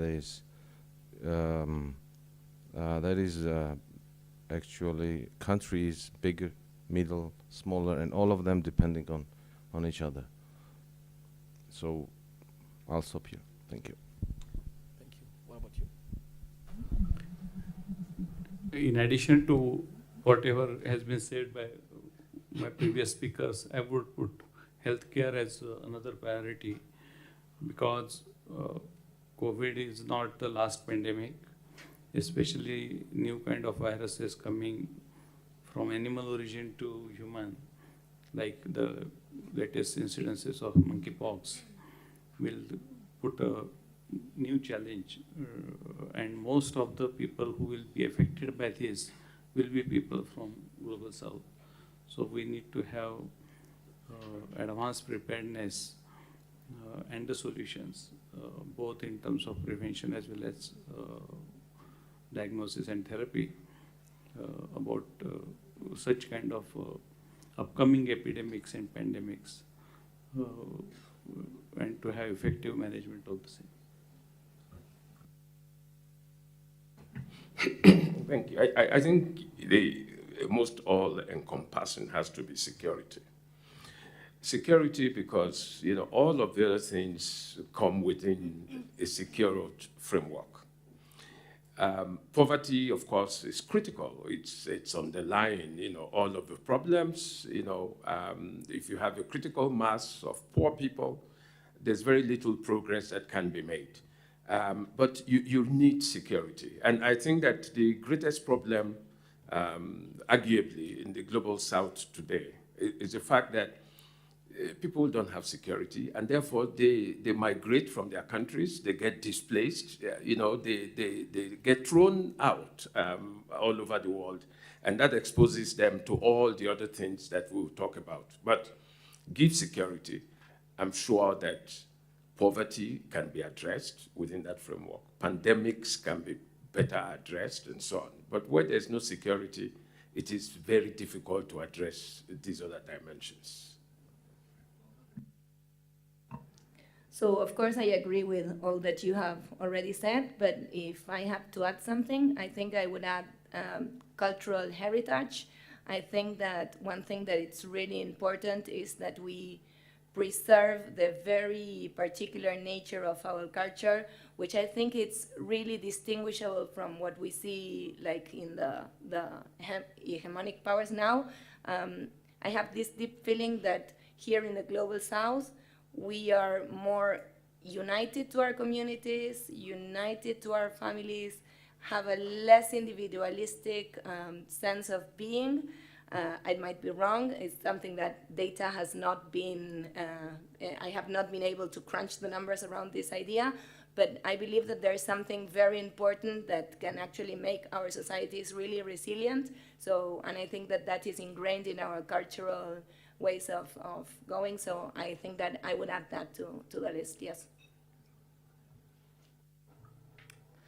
Thank you, and I would like to echo what everyone said. I do agree with everyone, but I would also say that they're all, perhaps security is important, but I think everything is interlinked. And more important is the attitudes by which we approach these global issues. We have to let go of the you're either with us or against us perspective when we engage in dialogue, when we engage in collaboration, because without that, we're not going to reach, it's going to be a deadlock every time.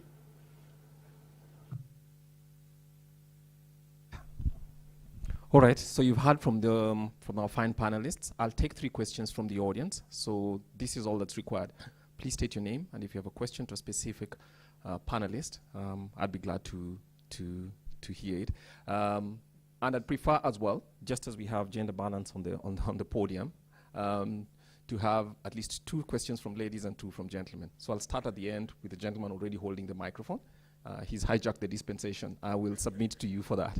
Yes, please go ahead. Not more than 2 minutes, please. Yeah. Good morning.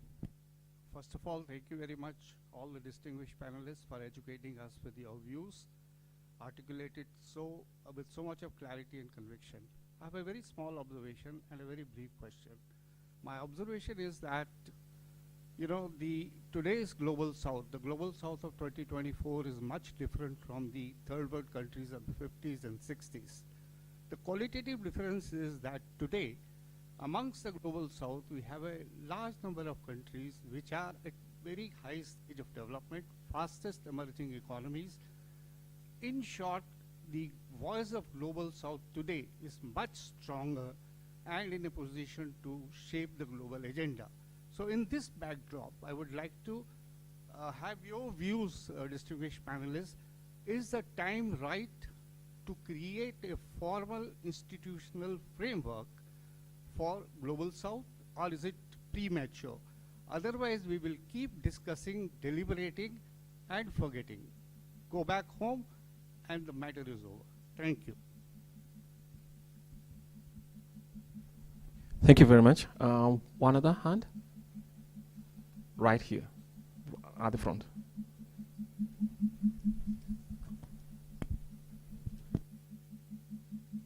Manish Chand, the Center for Global India Insights and India Rights Network. I want to bring the panel back to the notion of competition and contest for the leadership of the Global South. What was stated was an ideal situation, that there should not be. It was more a statement, an idealistic statement. But in reality, beneath the veneer of solidarity and all that, you could sense undercurrents of competition and rivalry. So major South countries, so-called, China especially has launched a charm offensive to quote Global South, Africa. Brazil itself is positioning, and G20 presidency is a classic example. And India has hosted 3 editions of the Voice of South Summit. So I'd like a more realistic appraisal that is this competition for real, and what does it mean for the Global South going forward? And one very brief question to the speaker from Nigeria, Mr. Sagi. The inclusion of African Union in G20, what has it meant to Africa on the ground? Or what difference would it make, tangible difference? Thank you.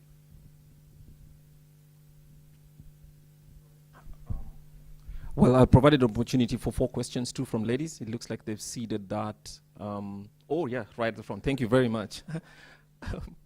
Thank you very much. Just to make up the gender balance, I'm Anna Shiko, the ambassador of Hungary to the region, Georgia and Armenia. You said last that we need to address the us and them problem first and actually be open. We see a new bloc formation everywhere happening in the world. And we know in the last 100 years how blocs and how Cold War, etc., actually stopped connectivity. I wonder how you see the future of connectivity from the south to the north in the upcoming years. Thank you. All right, we'll take this final one. Thank you. Hello, Jay Kansara from the United States, Washington, D.C. Right now we're having a presidential debate, campaign, and one of the key topics is immigration, where immigration from what is the global south to our country, and many on the right, you've used the epithet, when you import the third world, you become the third world. So contextualizing that with this conversation, how do we reconcile that there are imbalances of power in the economies of scale, in the cultural differences, with the aspirations of these countries and their objectives to bring development, etc., into their own economies. So perhaps the Deputy Minister and even Mr. Chotaiwale and anyone who wants to answer this could. All right, I'm conscious we only have 12 minutes, so what I'll do is I'll ask each of our panelists, starting from the back with you, Nada, any of the comments and your final remarks as you come up. Thank you. Maybe I'll take that question. So in my view, the creation of blocs, especially by the Global South, is a statement more than it is anything else. So they see that they've been saying, we want to be included in these major multilateral institutions. We want to be included in the larger financial economic prosperity that's happening in the world, but they're not given the avenues, or maybe they have very the requirements to join are very difficult, so they're attracted to these different blocs that enable them to have a voice and maybe to expand their reach. Granted, now having separate blocs is not useful, because you can't create a bloc for everything that you couldn't join. At the same time, it's whatever you think of, for example, the creation of the BRICS. Whatever you think of it, some people think it's a great sign. It's a danger to the Western-led world order. Some people think it's not really effective. It's not going to be useful. I see it as a signal by the Global South. Our voices are not heard. We want better packages, better ability to integrate into your system. And I think if the incentives is there, they wouldn't even have to think about creating these alternative structures.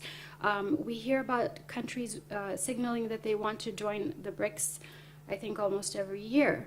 And so it's not going away, it's there. It's almost like countries using the BRICS to make a statement. we are here. We want to be taken seriously. We want to be recognized in our ability to influence the world.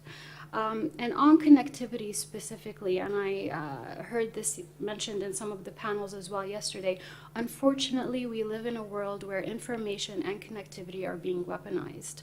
So it links to security, it links to how we think about the collective security of the world. How do we want to think about approaching our differences and putting them aside or resolving them so that we can find some mutual space to cooperate and collaborate? So I'm just passing by the question because I'm also interested to know what Africa has to gain from this joining in the G20. So I skip my line and let you speak.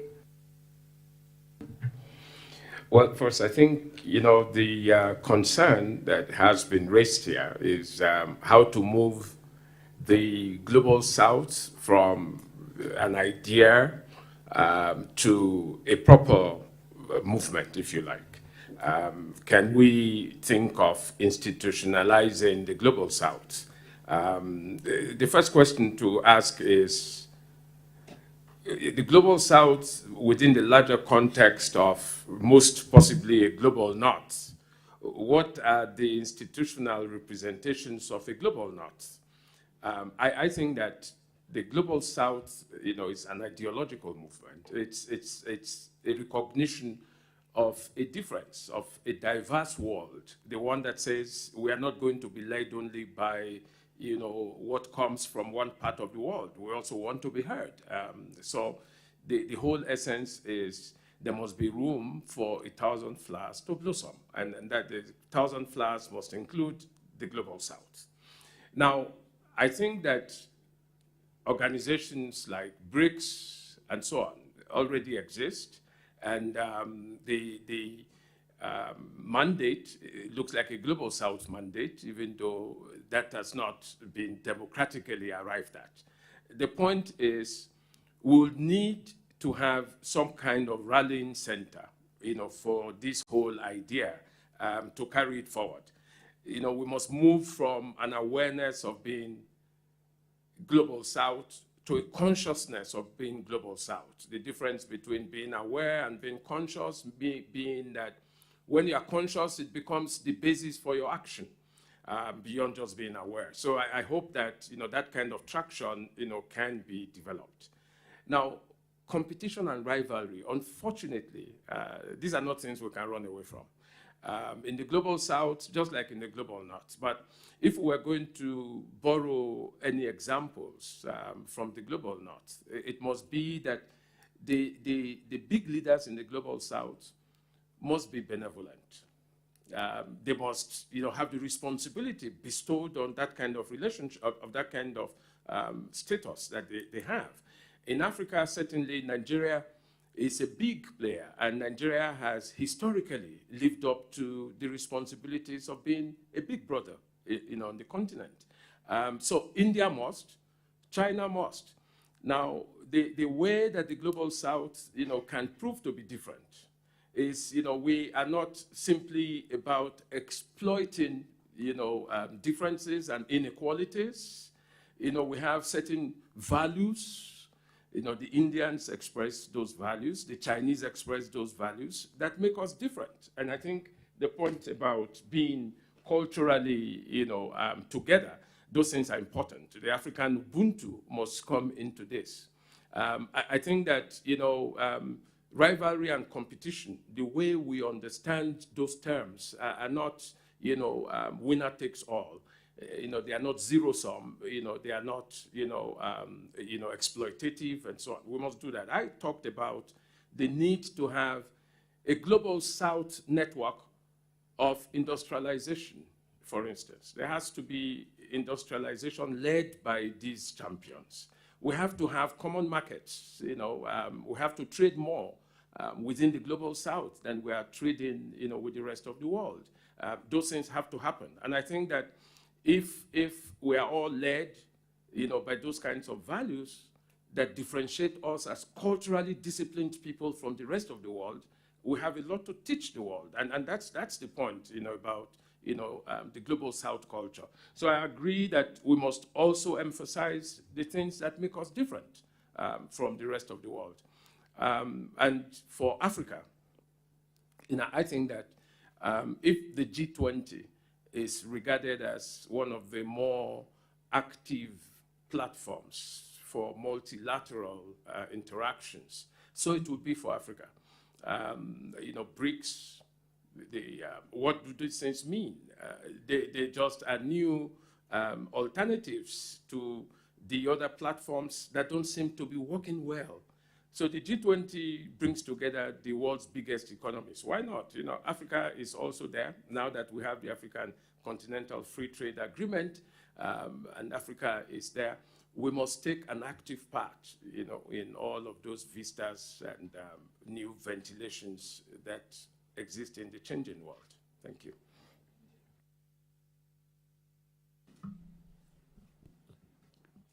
I'll be quick.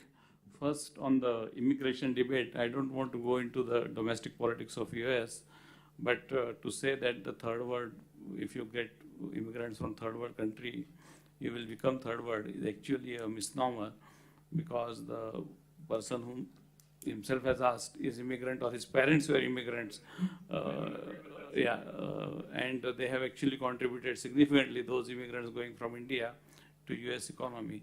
So how much immigrants to take is always a question of debate, but immigration per se cannot be stopped, and it is, on the contrary, healthier trend for overall global progress and development. As far as institutionalization is concerned, I think it is premature because there are already several institutes, and many of the members of the Global South are already participating and leading in those institutes. Also, countries like India are also being invited to forums like G7, which is not mostly all by developed countries. So I think right now creating another institution for the Global South may not be very useful. Thank you.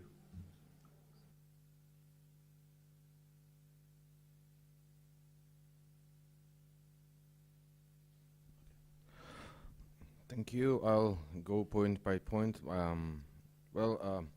Firstly, if there is a change, and we all agree on that, there is a consensus about that, it should be reflected in the global institution. That's a no-brainer, I think. And how is it going to be reflected? The best way is to reform the ones that we have already. On a second point, there was a statement that Global South not having leaders is idealistic. But it also, I would like to say that a same kind of idealism is that these poles or the powerhouses are going to be, the sole leaders of this development. Because, as I said, the middle countries, the small countries, all of these countries have interests. We are developing in the same pace along different dimensions, technology, for example. So I think that the interests of the middle and small countries will affect the situation, so that these so-called poles or the powerhouses in the system have to share their public good, have to bring some public good into the picture to be leaders in this system. About the connectivity, north to south, or I would probably say global east to global west, and the whole region, our viewpoint and our initiative of Crossroad of Peace speaks for itself. So we feel this need acutely in terms of economic and trade, and this is actually one of the areas where trade and economy come as a priority, and this is where the need to stabilize the situation in the world, in the region, comes from. And also I would like to comment on the question on immigration. In last years, Armenia has seen a movement of nationals from India for labor here in Armenia. So luckily, culturally, we don't have any issue with that because our peoples know each other and are familiar each other from centuries ago. But institutionally, we felt the need to make additional regulations because there were some issues on the daily lives of these laborers here in Armenia. So we have created actually a working group to deal with these issues, and I believe the countries that are in need of labor immigration should have these institutions in place before this happens, so that not to have all these spillover effects. Thank you.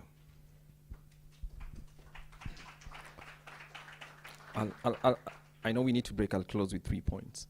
So if you ask me what I've learned today, I think, or rather, the best way to think about it is for you to define common problems and whether the global south, whichever way you call it, global south and the alternative. I think the global south has to be careful about whether its leaders or its communications instrumentalizes grievances of low-income countries, because that would be further polarizing. I think what they need to do is to close that gap. I'm not too sure that some of the rhetoric I've heard, not here, but out there, actually helps in that. So the consciousness in that leadership is essential. I also think that they could concentrate on global public goods, global security, reducing state fragility, which is a specific problem, especially in the African continent, and obviously in other parts of the world that call themselves.